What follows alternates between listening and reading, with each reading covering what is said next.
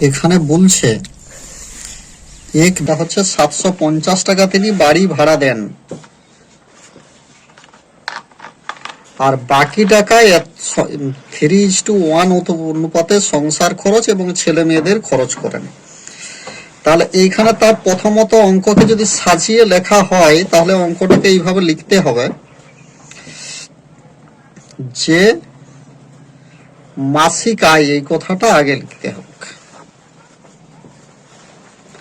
তাহলে মাসিক আয় যখন হবে তাহলে আমি 2750, এইবারে হচ্ছে বাড়ি ভাড়া দেন, বাড়ি ভাড়া দেন কত না 750 টাকা। তাহলে বাকি টাকা কত থাকছে? বাকি টাকা মানে এইটা থেকে এটাকে বিয়োগ করতে হবে, 50 মাইনাস 750। এরপরে এটাকে যখন ভাগ করবে তখন দেখবেন 24,000 টাকা তার থাকলো। এবার এই টাকাটার মধ্যে তিনি সংসার খরচ এবং ছেলে মেয়েদের খরচ চালায়।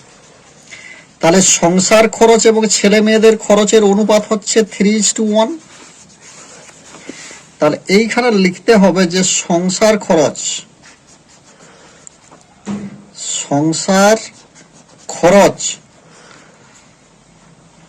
ও ছেলে মেয়েদের পড়াশোনার খরচ, ছেলে মেয়েদের পড়াশোনার খরচের অনুপাত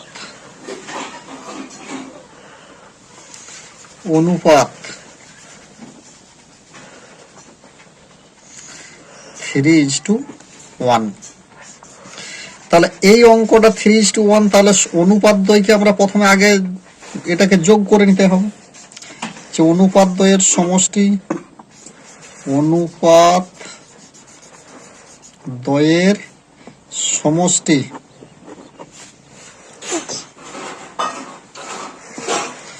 তাহলে 3 + 1 সমান হচ্ছে 4।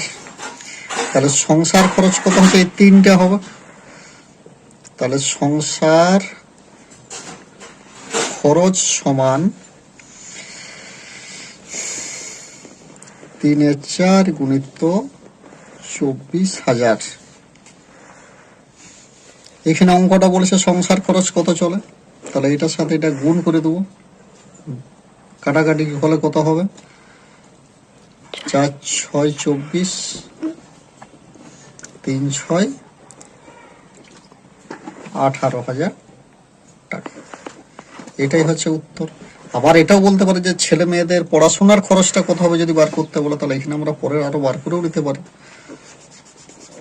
পড়াশোনার খরচ হবে তাহলে হচ্ছে 1/4 গুণিত 24,000 সমান হচ্ছে 6,000 টাকা। এইভাবে অঙ্কটা